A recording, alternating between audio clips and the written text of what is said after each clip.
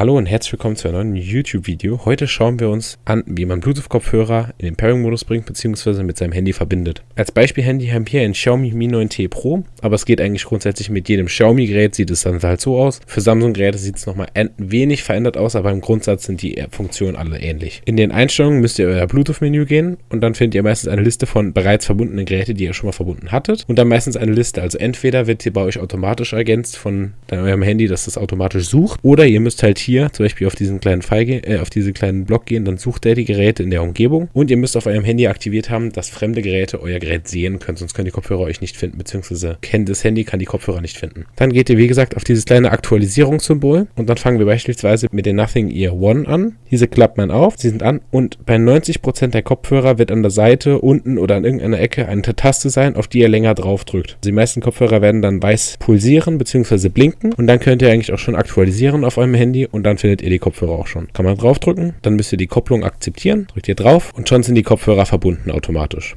So verbindet man 99% der True Wireless In-Ear-Kopfhörer, indem man einfach länger auf die Taste drückt und dann gehen sie automatisch in den Pairing-Modus. Ein Beispiel für andere True Wireless-Kopfhörer ist Soundpeats Live Classic, könnt ihr euch gerne mein Video zu denen anschauen, die man auch aufklappt. Dann sieht man, die Kopfhörer gehen automatisch in den Verbindungsmodus, die blinken dann hier weiß, aber dafür muss man noch hier unten auf die Taste der Case drücken und wenn man da länger drauf drückt, gehen diese auch in den Verbindungsmodus. Diese blinken in dem Fall nicht weiß, außer die Kopfhörer selber, aber man weiß hier auch, dass die in dem Pairing-Modus sind, weil man leicht einen Sound gehört hat, dass die Kopfhörer sagen Pairing. Dann kann man hier suchen und schon findet man die Soundpeats Live Classic. Da drückt man drauf, wieder koppeln und dann sind die Kopfhörer wieder verbunden. Also genau das gleiche.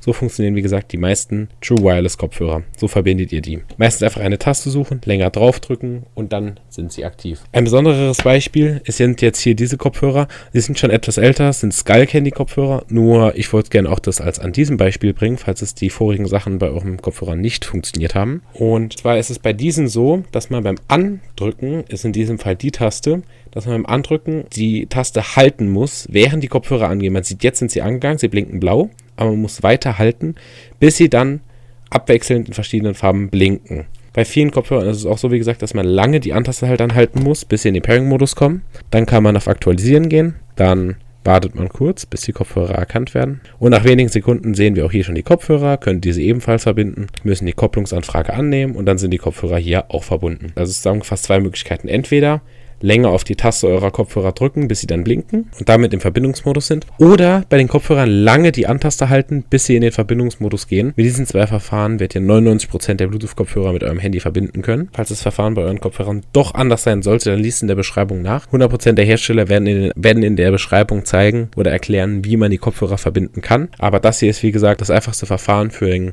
99% der Kopfhörer, um diese zu verbinden. Dankeschön fürs Anschauen des Videos. Um andere Videos zu sehen, wo ich Reviews zu diesen Kopfhörern mache, könnt ihr auf meinen Kanal gehen. Und falls euch das Video gefallen hat, könnt ihr gerne einen Daumen nach oben geben, meinen Kanal abonnieren und die Glocke aktivieren, falls ihr keine Videos mehr verpassen möchtet. Und wir sehen uns im nächsten Video oder in der nächsten Review halt wieder. Und damit tschüss!